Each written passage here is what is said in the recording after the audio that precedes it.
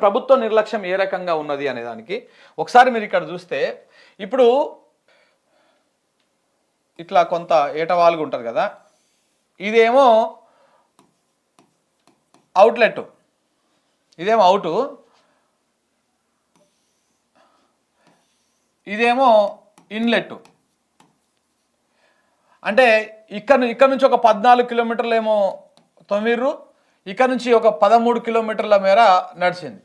ఇప్పుడు ఇక్కడ నుంచి ఒక మిషన్ సొరంగం పెట్టుకుంటూ వస్తూ ఉంటుంది, ఇట్లా సొరంగం పెట్టుకుంటూ వస్తూ ఉంటుంది. ఇక్కడ నుంచి ఒక మిషన్ సొరంగం పెట్టుకుంటూ వస్తూ ఉంటుంది. ఇప్పుడు ప్రభుత్వం వచ్చిన తర్వాత 15 నెలల సమయం అయింది. 15 నెలలు 15 మంత్స్ అయిపోయింది.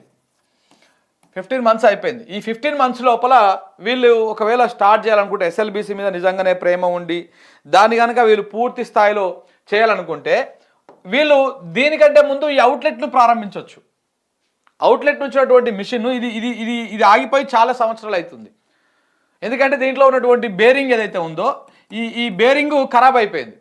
ఈ బేరింగ్ ఖరాబ్ అయిపోయింది. ఈ బేరింగ్ ఖరాబ్ అయితే దానికి ఆర్డర్ ఇచ్చిర్రు. ఈ ప్రభుత్వం వచ్చినాక కూడా కొన్ని డబ్బులు ఇచ్చింది. ఆ డబ్బులు ఇచ్చి బేరింగ్ వచ్చి కూడా చెన్నైలో ఆగిపోయింది. చెన్నై పోర్ట్లో ఉన్నది బేరింగ్. ఈ బేరింగ్ తీసుకొచ్చి ఈ మిషన్కి పెట్టి దీన్ని రన్ చేయొచ్చు. దీనికి ఎలాంటి ప్రమాదం లేదు. ఇక్కడ ఈ ముందు కూడా ఎలాంటి షియర్ జోన్లు లేవు, దీనికి అంటే మెత్తటి పొరలు లేవు. సో కాబట్టి దీన్ని ఈ సొరంగాన్ని స్టార్ట్ చేయొచ్చు. కానీ ప్రభుత్వము దీని మీద ఫోకస్ పెట్టకుండా దీని మీద ఫోకస్ పెట్టింది.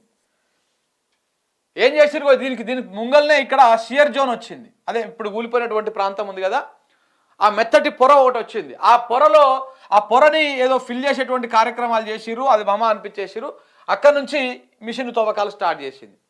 ఇక్కడ పర్యవేక్షణ లోపం క్లియర్ కనపడతా ఉన్నది. ఇది ఇన్లెట్ నుంచి పర్యవేక్షణ లోపం క్లియర్ కనపడతా ఉన్నది. అందుకే మిషన్ ఇట్లా ముందుకు వచ్చి ఈ జోన్ దాటగానే అది మొత్తం కిందికి కూలిపోయింది అనమాట.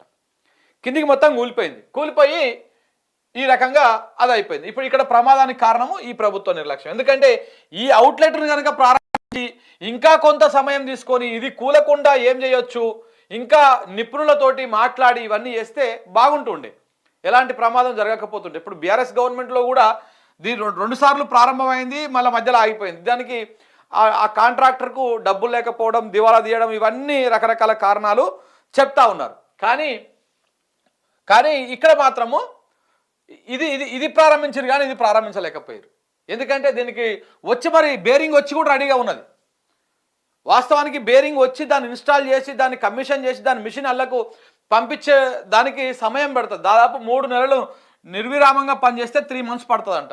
మొన్న శ్యాంప్రసాద్ రెడ్డి గారు మన ఇంటర్వ్యూలో కూడా చెప్పారు. దాన్ని నిర్విరామంగా కంప్లీట్ చేస్తే 3 నెలలు పడుతుంది. ఈ 3 నెలలు కంటిన్యూ చేసిన తర్వాత దీన్ని చేయాలి. కాబట్టి దానికంటే ముందే ఇది చేయాలని చెప్పేసి ఆదరాబాదలో ఇది స్టార్ట్ చేసింది. దాంతో ఈ ప్రమాదం జరిగింది. చూడండి ఒకసారి కావాలంటే. ఇగో సొరంగంలో మరణ మృదంగం, సర్కారు తప్పే కుప్ప కూల్చింది.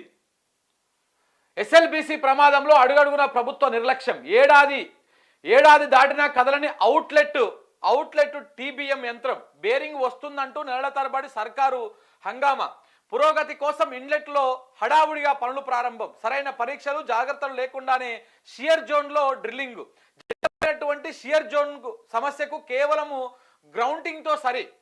గ్రౌంటింగ్తోనే సరి, మట్టితో సహా జోన్ లోడు లెక్కింపులో కొట్టొచ్చినట్టుగా కనపడిన వైఫల్యం. సీపేజీ నియంత్రణ మళ్లింపునకు ఏమాత్రం పట్టించుకొని ఏజెన్సీ.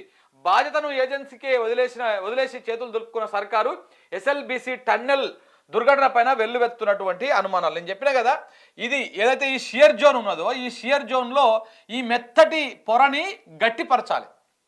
ఇది దాటుకుంటూ పోవాలంటే మెత్తటి పొరని గట్టిపరచాలి. అంటే ఇందులోకి కింది నుంచి రివర్స్లో బోర్లేసి ఇట్లా పొక్కలు పెట్టి ఇందులో సిమెంట్ కాంక్రీట్ కానీ, దాంతోపాటు దీని నుంచి వచ్చేటువంటి ఊట ఉంటుంది కదా, సీపేజ్ ఊట ఉంటుంది కదా, ఈ ఊటని ఎటువైపు అన్నా ఒకవైపు మళ్లించేటువంటి ప్రయత్నాలు చేసి అప్పుడు అక్కడ తవ్వకాలు చేయాలి. లేకపోతే ఏమవుతుంది, ఈ మెత్తటి ప్రాంతం తవ్వుతా ఉన్న కొద్దీ కిందికి జారి పడిపోయి ప్రమాదం ఉండేటువంటి అవకాశం ఉంటుంది. సో కాబట్టి అలా కాకుండా ఇది చేసుకుంటూ పోవాలి. కానీ వీళ్ళు ఏం చేసిర్రు, ఇది ఏదో చేసినట్టుగా మమ అనిపించేసిరు. దీన్ని ఈ షియర్ జోన్ని గట్టిపరిచేటువంటి కార్యక్రమం ఏదైతే ఉంటుందో ఆ కార్యక్రమాన్ని మమ అనిపించేసి పనులు తొందరగా అయిపోవాలి. ఎందుకంటే మన కోమటిరెడ్డి వెంకటరెడ్డి గారు ఏం చెప్పారు, 15 నెలలనే మేము 20 నెలలనే పూర్తి చేస్తాం ఎస్ఎల్బీసీని అని చెప్పారు. ఎస్ఎల్బీసీని 20 నెలల్లోనే పూర్తి చేస్తామని చెప్పారు. అలాగే మన ఉత్తమ్ కుమార్ రెడ్డి గారు ఇరిగేషన్ శాఖ మంత్రిగా ఉన్నారు, జిల్లా మంత్రి. సో కాబట్టి వీళ్ళిద్దరుండి కూడా పూర్తి చేయలేకపోయారు అనేటువంటిది వస్తుంది. కాబట్టి ఏదో ఒక రకంగా హడావిడిగా దాన్ని పూర్తి చేయాలి, పూర్తి చేసి మనము ఇది చేతులు దులుపుకోవాలని ప్రయత్నం చేశారు. కానీ దానికి ఇది సరిగా చేయకపోవడం వల్ల కుప్పకూలిపోయి మొత్తానికి ప్రమాదం ఏర్పడ్డది. ఇప్పుడు అసలు ఎస్ఎల్బీసీ అనేది ఒక ప్రశ్నార్థకంగా మారింది. ఎస్ఎల్బీసీ అనేది ఇప్పుడు అది ఉంటుందా పోతుందా, దాన్ని తీయడం సాధ్యమవుతుందా, ఇలాంటి షియర్ జోన్లు ఇంకా ముందు పంటి ఇంకెన్ని ఉన్నాయి. మన చాలామంది చెప్తా ఉన్నారు దాన్ని ఇలాంటి ఎన్కౌంటర్లు ఇంకా మూడు ప్లేస్లలో ఉండేటువంటి అవకాశం ఉంది అని. ఇంకా 3 ప్లేస్లలో ఉండేటువంటి అవకాశం ఉంటే ఎట్లా? ఒకవేళ ఈ షియర్ జోన్ దాటిన అతి కష్టం మీద దాన్ని ఆ సిమెంట్ కాంక్రీట్ తోటో దేంతో అడ్డుకట్ట వేస్తే అది ఎన్ని రోజులు నిలుస్తుంది? రేపు భవిష్యత్తులో ఒకవేళ అది వాటర్ వస్తున్నప్పుడు అది కూలిపోతే ఏంది ప్రమాదము? ఇవన్నీ కూడా ఉన్నాయి. కాబట్టి ఏ రకంగా దీన్ని అధిగమిస్తారు, ఏ రకంగా అధిగమించుకొని ముందుకు పోతారు అనేది మాత్రం ఇంకా తెలియవస్తలేదు. సో కాబట్టి ఈ రకమైనటువంటి నిర్లక్ష్యము కొట్టొచ్చినట్టు కనపడతా ఉంది అక్కడ.